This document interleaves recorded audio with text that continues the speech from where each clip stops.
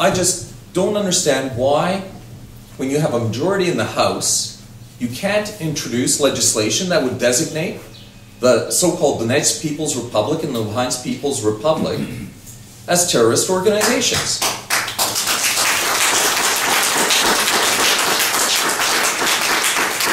So you tell Mr. Putin, well, yes, you know, I'll shake your hand, get out of Crimea.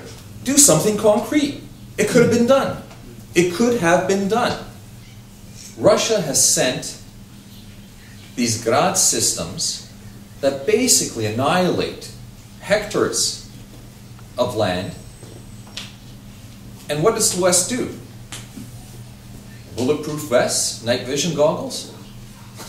It's laughable. The West has imposed an arms embargo against Ukraine, while on one hand, lauding Ukraine. The reality is, there's an arms embargo. And I passed around an article that speaks to that sort of hypocrisy locally here. Minister of Defense Jason Kenney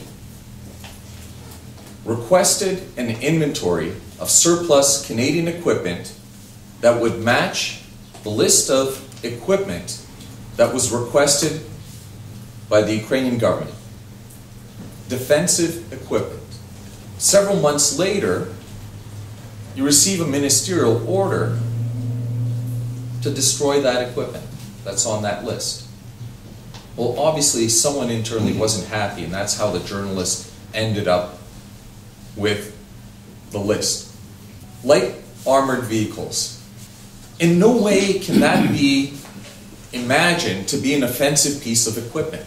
They're meant to provide safety to soldiers against IEDs.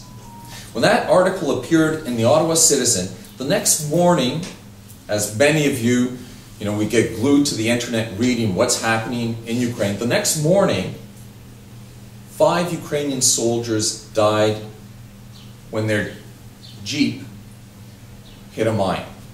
How many dead Ukrainians does it take for the West to take action?